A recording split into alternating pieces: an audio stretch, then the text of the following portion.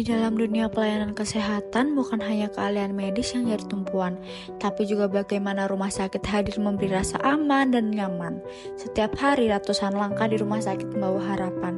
Disinilah service excellent bukan hanya sekedar standar, tetapi sikap yang tumbuh dari komitmen untuk melayani sepenuh hati.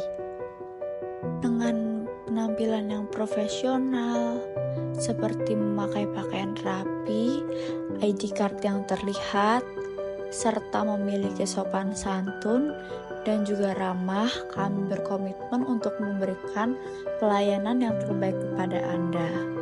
Kami percaya bahwa setiap interaksi dengan pasien dan keluarga adalah kesempatan untuk membangun kepercayaan.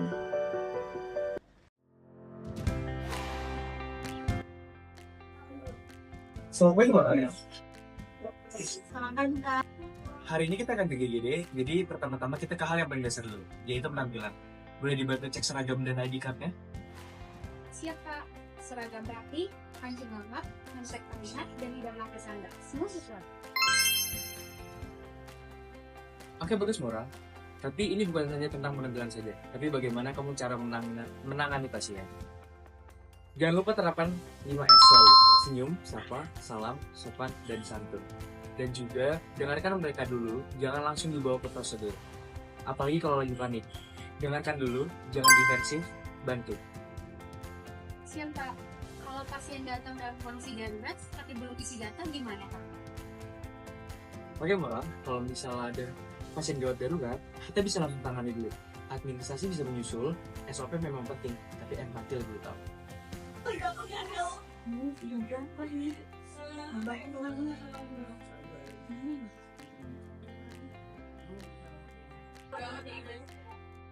Mbak, selamat siang Mbak. Boleh duduk di sini dulu?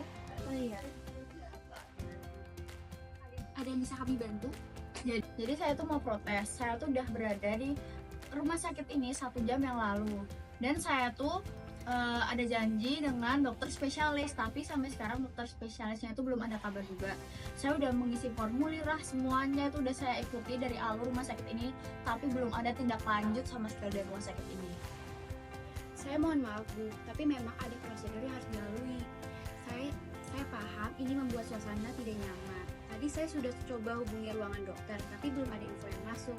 Saya coba bantu konfirmasi ke bagian humas ya. Halo Pak Azril, ini ada kendala pasien. Boleh tolong ke sini? Yuk. Selamat pagi, Bu. Saya Azril dari bagian humas. Sebelumnya saya ikut memantau kejadian hal ini. Jadi, kalau boleh tahu siapa yang nama pasien dan siapa dokternya?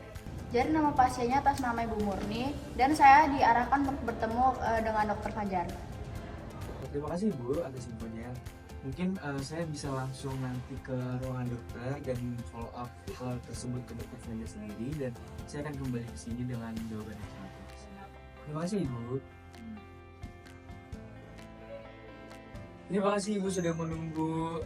Jadi tadi saya dapat kabar bahwa Dokter Fajar sedang melakukan tindakan di ruang operasi, dan akan hal itu kami sudah menyiapkan dokter pengganti untuk memeriksa ibunya lebih lanjut. Mungkin jika Ibu berkenan, kita bisa langsung lagi ke tahap pemeriksaan dulu. Sebenarnya kami tidak masalah tentang hal ini, tapi tolong tingkat komunikasinya itu lebih ditingkatkan lagi, karena biar saya tidak menunggu tanpa kejelasan juga. Oke, baik Bu, kami merasa bersalah sekali dan ini akan menjadi catatan penting untuk tim evaluasi nanti. Dan kalau boleh nanti Ibu bisa kirimkan feedbacknya dari WhatsApp ataupun dari email. Terima kasih Bu. Dia boleh minta tolong kirim ke email saya saja. Jadi gini Mora, kita sudah dapat feedback dari keluarga Ibu Marni dan mereka menyampaikan dan feedbacknya tersebut tuh ada 3 dari 5. Itu termasuk sedang dan memang ada beberapa catatan penting yang harus kita evaluasi lah. Baik Pak, tadi saya juga sempat merasa bingung waktu dokter belum datang. Saya juga terjebak di prosedur dan kondisi pasien sudah lebih Jadi tadi tuh ada pengisian formnya, jadi mungkin dari Ibu Marinya sendiri tadi menyampaikan tugasnya cukup komplikatif, terus juga petugasnya ramah dan juga memang responsif, tetapi info tentang dokternya itu benar-benar minim, dan itu salah satu yang membuat Ibu Murni menjadi menunggu. Jadi mungkin itu salah satu hal yang akan kita evaluasi. Seharusnya saya langsung informasikan ke bagian humas waktu itu. Mungkin pasien tidak akan terlalu kecewa kalau ada komunikasi yang itu. Betul banget sih. Jadi itu tuh pentingnya memang frontliner dan juga backliner. Ya yang dimana SOP itu memang penting. Dan juga kita harus melihat koordinasi setelah warga juga. Kita harus cepat, juga krusial. Jadi itu menjadi salah satu bahan evaluasi kita nanti.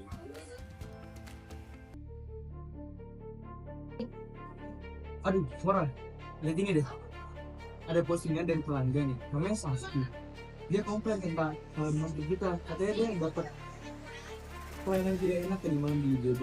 Dan itu postingannya viral, banyak nonton dan banyak banget komentar negatif yang menegatifkan rumah sakit kita. Itu akan menjadi reputasi buruk untuk rumah sakit kita. Gimana ya? Ini gimana Pak? Datang ke IGD kedua kali, selaras, tapi malah disuruh menunggu karena dokternya sibuk. Rumah sakit Melati parah banget. Wah, ini serius Pak. Kalau dibiarkan terus bisa makin panas hasil lain. Aduh, oke deh. Mungkin kita harus nggak kronologi dokter dari sesi sendiri loh. Mungkin kita bakal mobilisasi sendiri.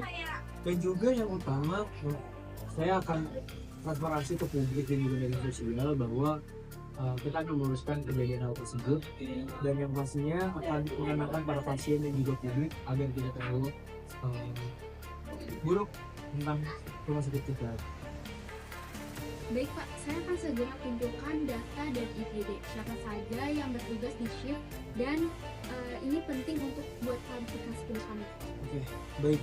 Jangan lupa juga ya, nanti siapkan formulir yang juga untuk pengaduan resminya dari Sasti dan juga tracking internal, khususnya supaya tidak ada yang terlewat dari kasus kita ini, dan kita harus membuat tidak lanjut yang hampir segera pulih. Saya juga akan koordinasi dengan tim IT untuk mengetahui media sosial. Dari saya sekarang kalau ada komentar atau tekanan maksud dari pasien dan solusi langkah ke depan. Oke, kita harus benar cepat dan juga pelayanan bukan cuma soal tindakan medis, tapi juga empati yang harus kita jaga dan komunikasi yang harus kita untuk masyarakat itu penting. Jadi rumah sakit kita tidak hanya tentang medis, tapi juga tentang kepercayaan kepada publik. Setuju Pak, saya akan siapkan kembali sekarang juga supaya bisa keluar statement resmi. Oke, baik. Terima kasih, Mora.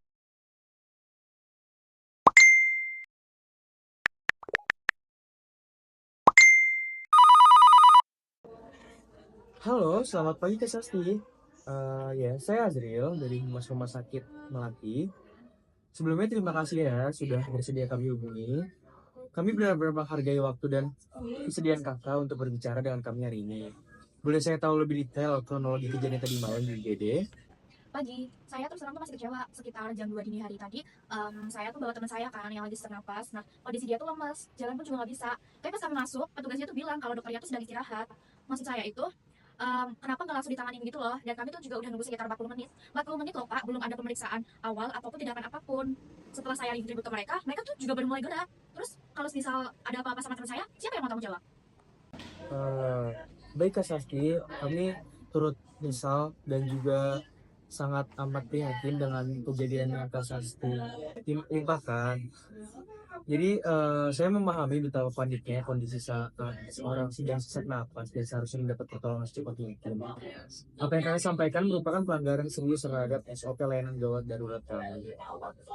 Saya capek ya? Saya tahu mungkin IGD semalam itu capek atau sibuk, tapi ini tuh bukan soal antrian biasa Pak, itu soal nyawa orang. Jadi seharusnya petugas medis itu siap siaga, bukan malah bilang dokternya itu lagi tidur. Betul, dan itu bukan jawaban yang kami benarkan. Sesuai SOP kami, dokter IGD memang memiliki waktu istirahat terjadwal, tapi harus selalu on call untuk situasi darurat. Dan kasus sesak napas masuk dalam kategori prioritas utama. Jadi ini bukan hanya tentang waktu tunggu, tapi juga kegagalan sistem triase. Kami sudah mulai investigasi internal sejak semalam. Saya tidak keberatan kan ya? Nanti saya bantu si formulir dalam pengaduan resmi supaya semua yang kakak alami tercatat dan bisa kami proses secara sistematis.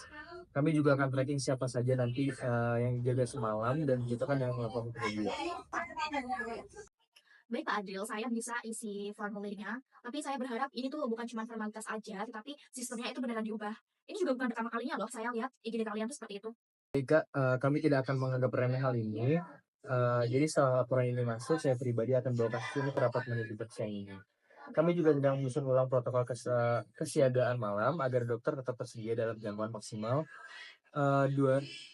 dua jam mungkin Kak. Jadi ya saya turut prihatin sekali lagi Kak karena sudah membuat kakak khawatir dan teman-teman kakak khawatir. Jadi minggu ini juga kami akan mengadakan latihan ulang untuk petugas IGD dalam hal komunikasi barikat dan tanggap aviasinya.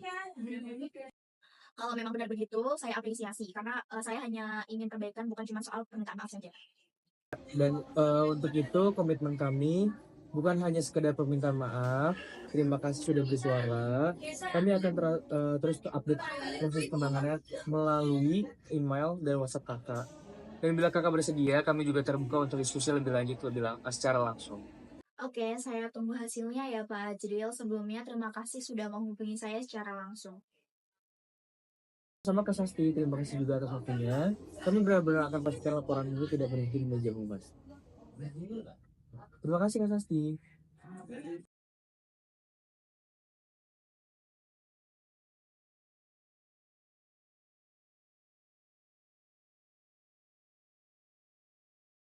Ada kabar baik Murah. Jadi ini kemarin saya melihat laporan. Kasus IGD yang kemarin sempat viral akhirnya sudah selesai tangani.